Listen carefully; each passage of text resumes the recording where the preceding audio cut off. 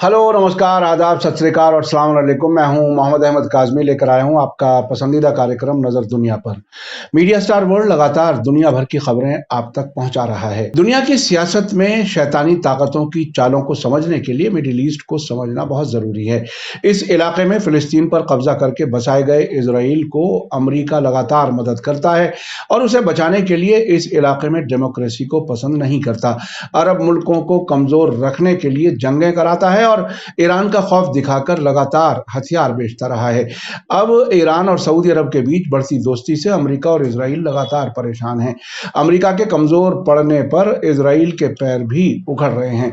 आज हम आपको ईरान के नजदीक समझे जाने वाले लेबनान के हिजबुल्लाह लीडर हसन नसरुल्लाह के जरिए कल शाम दी गई अहम तकरीर की तफसील बताएंगे, जिससे आपको इलाके के बदलते हालात समझने में मदद मिलेगी।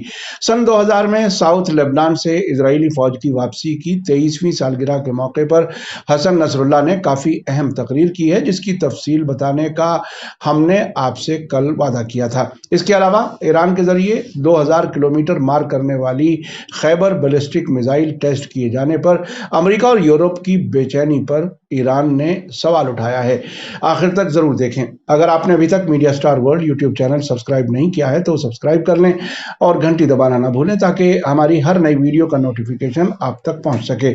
हिजबुल्लाह लीडर हसन नसरुल्लाह ने कहा है कि रेजिस्टेंस मोर्चे के खिलाफ किसी भी इजरायली कार्रवाई से इलाके में बड़ी जंग हो सकती है, जिससे इजराइल का सफाया हो सकता है।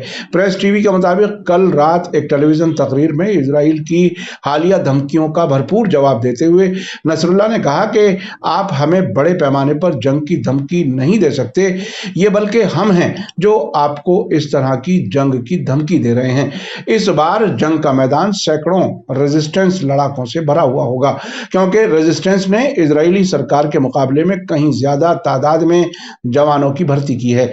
रेजिस्टेंस दिन ब दिन मजबूत हो रहा है और इसकी माली और फौजी सलाहियत में बहुत बड़ी तब्दीली देखी गई है। नसरुल्लाह ने कहा कि इजराइल अपनी डिफेंस को मजबूत करने में नाकाम रहा है और ये महसूस कर चुका है कि उसे हर हमले का महंगा भुगतान करना पड़ेगा। अलमनार टेलीविजन के मुताबिक हसन नसरुल्लाह ने कहा है कि बड़ी जंग आखिरकार इजरायलियों को गिरावट की तरफ ले जाएगी। उन्होंने इजरायली जिम्मेदारों से लेबनान, गाजा, वेस्ट बैंक, फिलिस्तीन, सीरिया और ईरान के बारे में गलत अटकलें लगाने से बचने के लिए कहा है। उन्होंने वार्निंग दी है कि उनकी लापरवाही मुमकिना तौर पर पूरे इलाके में आग लगा सकती है और तबाहकारी टकराव का रास्ता हमवार कर सकती है। उन्होंने कहा कि आपकी बेवकूफियां हमारे नहीं पूरे इलाके को उड़ा सकती हैं और बड़ी जंग की वजह बन सकती हैं। आपको बता दूं कि हिजबुल्लाह की पिछले संडे को इजराइल बॉर्डर के नजदीक फौजी मशकों से अगले ही दिन 22 मई को इजरायली फौज के खुफिया महकमे के सरबराह आहारोन हलीवा ने कहा था कि हिजबुल्लाह का सरबराह एक गलती करने के करीब है, जो इलाकाई जंग शुरू करने के लिए चिंगारी साबित हो सकती है। उन्होंने वार्निंग दी थी कि इजराइल और ईरान के बीच टकराव तेजी से डायरेक्ट होता जा रहा है।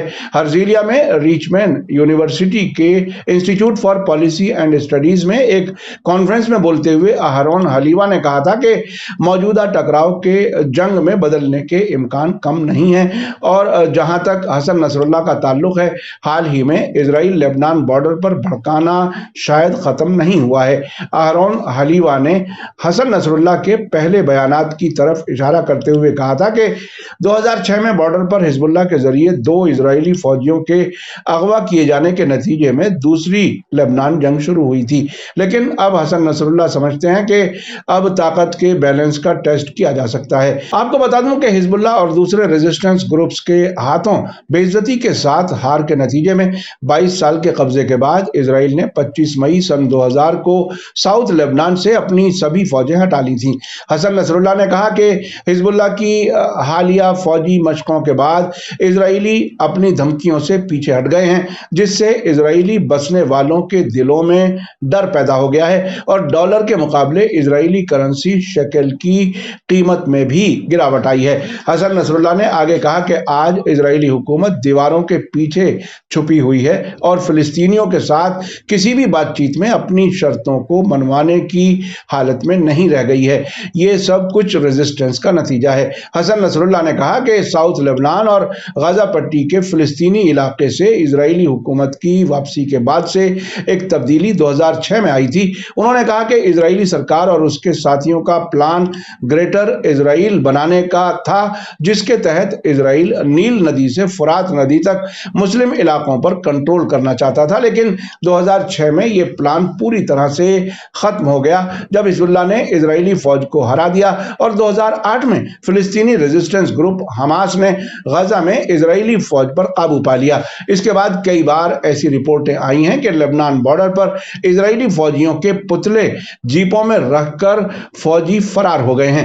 حسن نصر اللہ نے کہا ہے کہ ساؤتھ لبنان سے اسرائیلی فوج ہٹنے سے دنیا میں امریکی دبدبہ بھی ختم ہو گیا ہے۔ اب حالات ایک ملٹی پولر دنیا کی طرف بڑھ رہے ہیں اور یہی وہ خاص چیز ہے جس نے اسرائیل کو خوفزدہ کر رکھا ہے۔ آپ کو بتا دوں کہ دنیا بھر میں امریکہ اسرائیل کا سب سے بڑا سپورٹر ہے۔ ہر سال اسرائیلی جنگ کی مشین میں اربوں ڈالر کی فوجی مدد پمپ کرتا ہے اور یونائٹڈ نیشنز میں اسرائیل مخالف ہر ریزولوشن کے خلاف اپنا ویٹو استعمال کرتا ہے۔ حزب اللہ لیڈر حسن نصر اللہ نے آگے کہا کہ لبنان کی مکمل آزادی تک اسرائیل کے خلاف لڑائی جاری رہے گی۔ آپ کو بتا دوں کہ 1967 کی عرب اسرائیل جنگ کے نتیجے میں ساؤتھ لبنان اور لبنان کا شیبہ فارمز علاقہ اسرائیل کے قبضے میں چلے گئے تھے۔ سن 2000 میں ساؤتھ لبنان آزاد ہو گیا، لیکن شیبہ فارم 1967 سے اب تک اسرائیل کے قبضے میں ہے۔ نصر اللہ نے کہا کہ جو کوئی بھی سوچتا ہے کہ دشمن کے خلاف لڑائی ختم ہو گئی ہے وہ غلط فہمی کا شکار ہے، کیونکہ ہماری زمین کا ایک حصہ اب بھی اسرائیلی قبضے میں ہے۔ انہوں نے کہا کہ وہ لبنانی فوج لوگوں اور ریزسٹنس کے بیچ اتحاد کو اسرائیل کے سامنے جیت کا فارمولہ سمجھتے ہیں۔ 2006 میں اسرائیل کے خلاف لبنانی ریزسٹنس کی جیت کی تعریف کرتے ہوئے نصر اللہ نے کہا کہ جیت نے پاپولر اور ڈیڈیکیٹڈ حزب اللہ کی کامیابیوں کے سلسلے کو قائم کیا اور اسرائیل کی گراوٹ شروع ہو گئی۔